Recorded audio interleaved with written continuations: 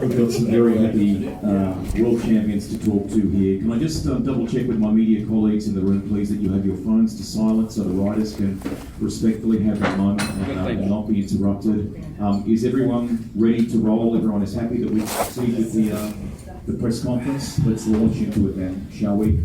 One final time for 2023. What a year it's been. Thank you to our top three riders, respectively, that are with us here for the press conference. On the WSX side, Dean Wilson, Joey Savatgy, and the man who's defended the world crown. Congratulations, Ken Roczen. On the SX2 side of our table here, Luke Clout, Shane McElwrath, and your new SX2 world champion, Max Anstie. How about a round of applause firstly to the riders? Ken, can I come to you? We will open the floor to the media at the conclusion of this. We'll bounce through some answers. We have some lovely youngsters here with us too, so let's be mindful that we've got some aspiring potential future champions with us in the room this evening. Ken, congratulations. You began the weekend with a slight points deficit. What a turnaround here at Marble. Yeah, I knew it was going to be tough. With these races, like, you just never know what's going to happen. You know, you saw it in Abu Dhabi, so I by no means came here taking it lightly. But having said that, we made the absolute most out of it. We had a little bit of adversity to fight through because I really had some clutch problems yesterday and today, and then went with a completely different setup into the heat race. So it took me a little bit of time to get used to. And my clutch pull was actually so stiff I could literally barely pull it. So it was tough, but nonetheless, once the gate drops, you know, it doesn't really matter what you have on the bike, you just gotta go. And I was able to slice and dice my way through and was able to win the first couple. And in the last one, I chopped the throttle on the start turn because it's just not been fun these first couple of turns, you know. So I just played it safe, and I was really buried really far in the pack, and ultimately, the race, I was kind of surprised when the checkered flag came out, but that's just what happens when you're in race mode. Like, I wasn't really paying attention to how many laps we had done. So, yeah, in the end, I'm just glad that I was able to get it done. A world crown is pretty special. You get to keep the number one. Give us a sense of what that means to you. Yeah, absolutely. And especially going back to back, I don't think I've ever actually stayed, besides maybe in the 450 class here, but in general, I've never really stayed in a class long enough to be able to actually defend the title. So this is my first. How do you feel in terms of just the cachet of riders that you were up against this year? Perhaps give us a sense of what the 2023 one means. No, yeah, it means a lot. I mean, ultimately, I just hope we can get some more racing going, like more races, right? But yeah, these guys are getting faster and faster, and you see what happens when you're buried in the pack. Like, I can't really just make my way to the front with the snap of a finger, so it's tough. Congratulations. Can we come now to Max? You, in a pre-event interview, got to see the gold medal. Now you have it. What does that mean? Oh, I've been dreaming a long time to have one of these. I know we're only on 85, but the first time I raced Ken in 2007 in Bulgaria, I was second in the thing there, and then I've spent years and years and years in GPs, and I was third, and then last year being second in the championship. Man, it's one of those where I've wanted one of these gold medals for a long time. So it was very cool. It was showing me the medal before I'd actually got the job done the other day. I went back and called my wife, and I'm like, man, if I was superstitious, I feel like that might have not been the best thing. But it's one of those where I executed, and I was actually more nervous yesterday for the Oz races, because I knew tonight meant a lot to me, so I didn't want to mess it up yesterday. Today I just kind of felt like I was riding my clockwork. I just executed. I mean, the only thing I kind of fluffed up was the start in the first main. My start device came out as I went over the gate. But apart from that, yeah, my starts were on point. I mean, the team done a great job, because even talking about Kenny's issues with the clutch, Marty said on Tuesday we were riding at a track close to here at Dean's friend's house, and he goes, "I've got a new clutch for you to try." And I was like, "Oh, I don't really want to try anything. Like, my bike's good." We put it in, and I was like, "All right, yeah, this is good." And we managed to run with it, and man, my starts were dialed tonight. And with these short races, it's so intense. As far as I'm concerned, you know, we had 3 rounds. Yes, each main event counted for points, so that's 9 for me. That's like racing East Coast Supercross in the US. I knew I had to execute each main, and I'm pleased with tonight to be able to put a stamp on it and come away with a win and this gold medal. I'm glad you used that word, execute. It's been a common theme in some of your answers this weekend. And if you look at it holistically, what you did here last night, tonight, and then even finishing the final race with the win and the fastest lap, I mean, it's just ticking. Yeah, no, exactly. I said to my wife the other day, she didn't know the difference between a whip and a scrub, and I said, right, if I win, I'm going to do a whip. So she knew what that was. Trying to put some style on it. But yeah, it's been amazing. I mean, 2-3 years ago, I mean, not even that long, 2022, halfway through the year, didn't have a ride, didn't know what was going on, was racing 450s, and Yariv and Marty, I know I come back to it, but you know, my career's been opened up again. I'm 30 years old, but man, I feel like I'm 17 again in Supercross. I love Supercross. My brain is constantly thinking about, you know, how to go faster, how to go better in the whoops, and you know, I want to keep this momentum going, and I'm proud of my team. Yariv, the whole crew have done a great job, and man, it's nice. I want to keep this momentum going into next year's US Supercross and then be back again for Worlds. Before we move to the riders that flank the champions respectively, can we get a sense of what this means for the UK and for motocross, supercross in the UK and so on? Well, I mean, I really wanted to make I wanted to make a statement with this. You know, my old agent, Jamie Dole, I've said it before, he was the last British World Champion in 2001, and he liked to tell me that. And I know that was outdoors. I don't care, this FIM World Championship thing, whether it's Supercross or MXGP, it's still gold, and I'm a British World Champion. So for me, you know, coming from the UK, Supercross feels so far away, and you know, I went 1-1 at the Motocross Nations in 2017, and you know, not that no one cared, but it was just like, it just got brushed over. And you go to the Motocross Nations the year after in Assen, and the King of Holland is there.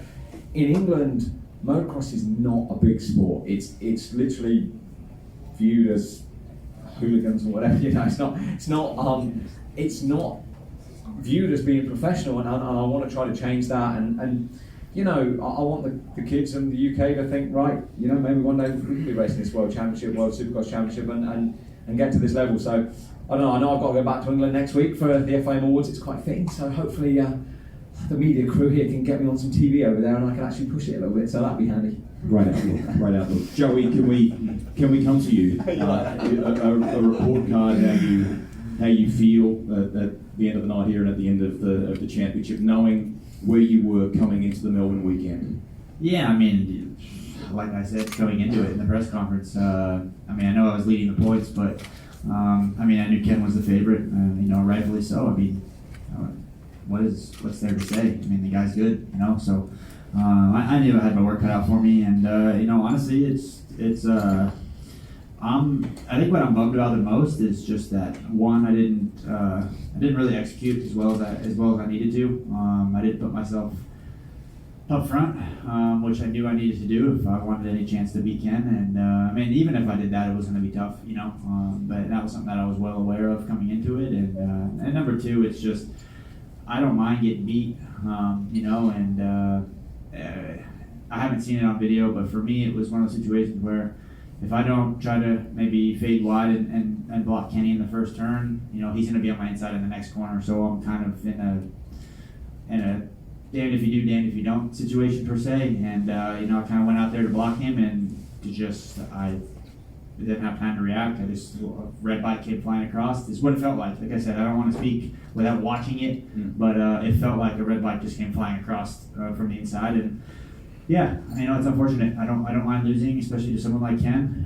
As respectable as he is, it's just unfortunate that you know, the circumstances fell the way they did. That's all. We're big believers in the sport of teaching young kids about the powers of resilience and so on. How do you bounce from this and look ahead to 2024? Yeah, I mean, I have a lot to look forward to. You know, I'm not gonna race AMA this year. They've decided to not let me down, but I'm full focused to 24 MX. For me, it's a chance. It's one last chance to kind of rewrite my ending to a lights career that was at the end of the day my fault for not doing my job when I needed to in 2017. But I do feel like I'm in good shape, and I have between now and the first round I have a lot of time, and I know my plate will be full, but there's never been a time in my career where I've felt more hungry and just really want to have I have an opportunity, and I really want to capitalize on being able to rewrite the ending of my 250 career and try to win the Outdoor title. I think anything other than that is I'd be lying if I said that's not the goal. So anything shy of that's going to be a disappointment. But obviously, I know that's going to be a tall task. But I believe with the team around me that I'm going to, and the amount of time that I have, it should be feasible. Go well with that, and thank you for what you brought to the table in WSX this year. Thank you. Dean, can we move to you? What a weekend for the team. I know it's third in the end for you, but I mean, on balance, I mean, the team has had a remarkable weekend, haven't they? Yeah, it's been a good couple days for sure. Very exhausting 3 days. I'm kind of glad it's over in a way, but nonetheless, it was a very good couple days. Yesterday was good. Got the championship, Australia championship, which was good, and then today was pretty good. I'm really proud of my riding. I feel like my riding was pretty good. Just my starts were terrible, and then I was lined up next to Kenny and Joey, and I had this massive hole in front of me, and it's probably not really even an excuse because they just kept getting me every time. So I had to come through and make some good passes, and to get third overall. Yeah, I'm happy with that. I mean, it could have been better, but we survived the weekend. I've had a lot of fun doing this and traveling the world and racing dirt bikes and hanging with some pretty cool people, and had a lot of fun. What's in store for 2024? I don't know yet. I think I might maybe give it another crack in America, maybe one last year, and then we'll see what happens. But yeah, kind of got a little thinking to do, but I think I'm in a good spot mentally, and we'll probably just keep it going. Cool. Can we just clarify that? Did you say one final year? What was your answer there? Yeah, I don't know. I don't want to. You can have your final year, but then things could start going really well, and maybe just randomly win a race, and then you're like, oh, I'm going to keep going. So hey, I'm doing what pays the baby, puts baby food on the table. So if things are going good and I get some massive contract, then we'll keep going, But I don't know. It's been a good. It'll be 15 years next year for me. It's a lot of time. I've had a lot of injuries, a lot of knee injuries, and I like where I'm at right now. Like, I'm happy, but I don't know. Just the body takes a lot of beating. So, but we'll see how it goes. We hope the character never changes. We love that. Do you want to add something here? I had a question for Dean. You said you hung out with some pretty cool people. Could you name one or two cool and who's not on the list? Who's not on the list? We all know who's not on the list. Very good, very good. Shane, can we come to you? There was a points deficit, obviously, coming into the weekend. The number one plate goes. How do you feel on balance about Melbourne? We've loved having you here, but it's tinged with a memory now, isn't it? So. Yeah, I mean it's good and bad. I mean, obviously it's disappointing that I wasn't able to back it up, but at the same time, between Abu Dhabi and tonight, it's like, dude, I fought as hard as I could with what I had, and Max was just dialed in. Like you said, it was like clockwork. And I mean, him riding yesterday and then him riding today, it's like, dude, I've had probably my best qualifying today that I've really ever had, and just felt good. And I'm riding aggressive, and Max was just a little better each time. So it's a lot of fun. I love the competition, and it sucks to lose. None of us like getting beat, but I'm happy with my effort. And I mean, leaving here, it's like I love Australia, and it's I can't really say much. It's just so many things happen that were really kind of out of my control, and I kept fighting the best that I could. And the second and third main, I didn't have any brakes from the first one. We kept changing rear brake stuff, and I don't know if anybody's seen, but like the plywood took us out when we were trying to get back to work on the bike. The wheel wouldn't roll, and so like the bike slid out and took my brother and I both out. And so it hit my front brake lever in that. Well, then we bent it back, and then my front brake didn't work. So we didn't find that out because we were messing with the rear brake, and so it's just funny. Like I'm happy with my effort and proud of Max. Like it's been a lot of fun racing. Even all these guys, like they're all such good riders, and to get to race and battle and bang bars, and it's like the competition is just so much fun. So yeah, I'm as happy as I can be. Can we tempt you back down under at some point in time? Do you think? I'm sorry? If you've enjoyed Australia, will we tempt you back down under at some point? Oh yeah, I mean, as long as we're here next year, I'm here. So yeah, I like it. Good stuff. Luke, to you. What a weekend. Get him out of here. Get him out of here. All right, we've got the phone corrected. Luke, can we give you your rightful moment here in the limelight now? Hey, what a weekend here in Melbourne for you. You must have lots of good things to say about this one. Yeah, look, this weekend was, it's unbelievable for me. Yesterday started off awesome. Getting that first win in a long time. It's been a couple of years for me, and I just kind of carried that confidence to today. Was there a secret in that? Where did they, Well, I don't know. I just wanted to beat Dean, I suppose. You got to swap bikes tomorrow. Yeah, I might have to do that, but It might be that. What's this mustache thing? That might be it too. Dude, I'm gonna- the Ron Burgundy's I might have repping this weekend. dude, it's November. I've been growing this thing for about 6 months. But I don't know. I honestly just, yesterday definitely helped, and jumping on the 250 for pretty much the first time since Abu Dhabi. I don't know. I just kind of clicked with it. I was, having a real good time, and got good starts, and battling with these guys, it's awesome. We look up to these guys, and I get to watch them, racing the AMA, and I'm super excited just to be a fan and sit down and watch them, in a few weeks' time. But to get to bang bars with them, it was awesome. Tremendous. What's the future hold for you, 2024 and so on? Well, I don't know, to be honest. Right. Look, I want to keep racing this stuff. I'd love to do some stuff in America, but we'll just wait and see what happens. You brought it in Melbourne. That's great. We're very proud. Thank you very much. Can we open the floor to the media now? Just raise your hand. Let us know what publication you're from, and please ask your question. NextDillMotorOnline.com. Firstly, for Ken, have we got an analytic on championships for Suzuki? It was the first in quite a while. I have no clue. It's Larry Warner. Well, I mean, RC was the last win, like race win before Ken, I'm pretty sure. Would it be But Chad? would you a world title? Oh, No, Chad Barsha won. I thought did he win? Or was that on Yamaha? I'm not What- sure. We're talking Oh. championships, Oh, right? championships? Dude, I don't know. Dude, he said Chad, race win. 09. Maybe Dunge. Supercross. No, Dunge Oh. 10? Oh, Yeah, never mind. But what about your World world title? Maybe Ramon, like it must have been MXGP, Ramon, or just, no, I don't think just but maybe Steve Ramon or something like that. It's been a minute, that's for sure. For sure. And Joey Savatgy, quickly for you as well. Just talk about the importance of the program with Rick Ware Racing. While in America, your career at the time, struggling to find teams, getting let down by teams as well. How important was that team for you, and a place like World Supercross for somewhere for you to go? Yeah, I mean, it gave me a home. Like Max said, we were teammates in 22, I think, maybe. The team was going down a hole that I don't think we wanted to be a part of. And I had a knee injury, and Cowie had a feeling opportunity for me, and I felt like I did the best I could with the amount of time that I had. And this kind of opened up a place for me to stay with a bike that I was relatively familiar with.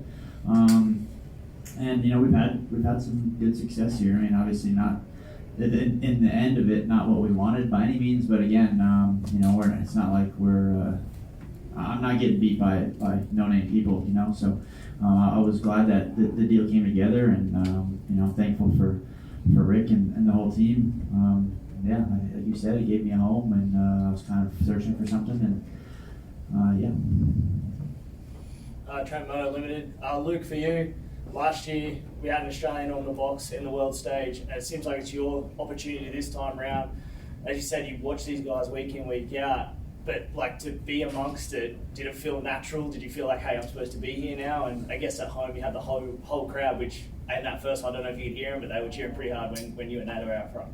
Yeah, look, definitely at Birmingham, not at all. I Yeah. felt way out of place. Like, we don't really get to ride Supercross that much, so I felt like I was really a fish out of water. Abu Dhabi, probably the same, but then this weekend definitely just felt like I was pretty natural, and just started riding like myself. That was the main thing. And just the boys are fast, like they're really good, so it's just cool to be in the mix with them. But yeah, I'm just excited to be here. It's really, really cool.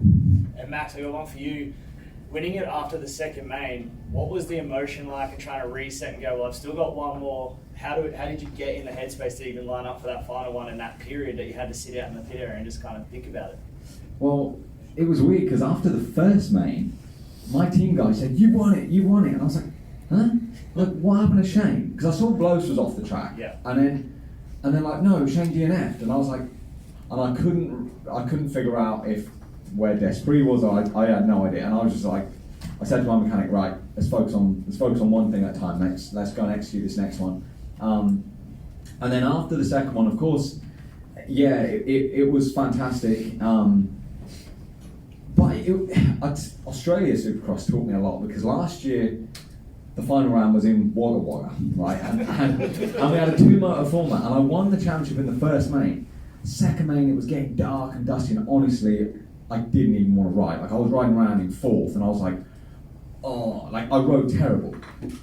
So mentally this year, I said to myself, right, no matter what happens, I said to my mechanic, no matter what happens, in between the motos, we stick to the plan. Because I want that bonus money of the night as well. I want to, the standard story goes, I want to tip your reeve up and empty him out. The championship bonus is all right, but I wanted the night bonus too. So got some toys to buy for my little guy. So got to make this month trip away from my family worth it. I mean, Millie's back there, and she's like, man, we've been through all the hard times, and she couldn't come out here, and obviously I've got an 18-month-old baby. So the one thing that makes it a little bit easier is I keep winning the races that I'm doing. So that's handy. Alex, we'll make this the final one if we can.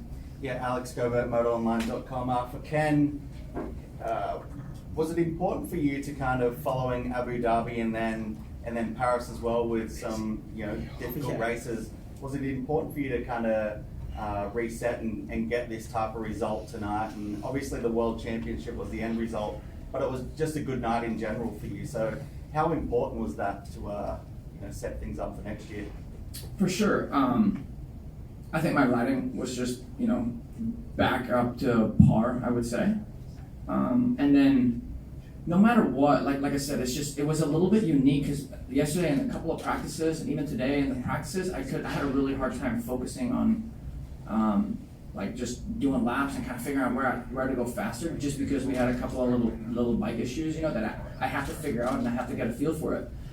But at the same time, you can't let that completely ruin everything, because even when I had a problem in the, I think it was qualifying, or maybe it was free practice, but I just kept riding and doing laps, because I'm like, hey, if this is what I have to deal with and we have to go into racing, then I at least have to feel comfortable with it. So I guess I just tried to work with what I had. So it's just always a learning experience, right? Like, I've almost been a pro for 15 years, but yet when these situations come, you also got to try to deal with that, and you're always learning. So yes, I'm on board, because Abu Dhabi didn't quite go as I wanted to, even though I won the last main. Paris wasn't that great for me, and just coming back, and I felt like my riding was on par, and I felt pretty strong out there, and I didn't win the last one, but all in all, it was just good to kind of at least finish it on a high note and go back and get some rest. And overall, my body and everything, I'm in a pretty good spot, and yeah, I could just focus on what's to come in 2024. So to our youngsters that have been able to watch the press conference, we hope you've enjoyed that with some of the stars of the game. To Luke and Shane, thank you. Joey, Dean, the same. Congratulations to our 2023 FIM World Supercross Champions, Max Anstie and Ken Roczen, respectively. Thank you all.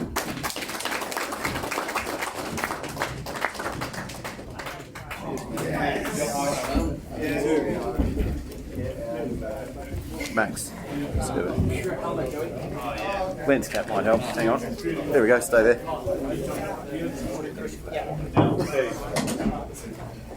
I have your logo here. Sorry, thanks. Working on that. Wrong bit. There we go. Thanks. Great. Thanks for your patience. Cheers.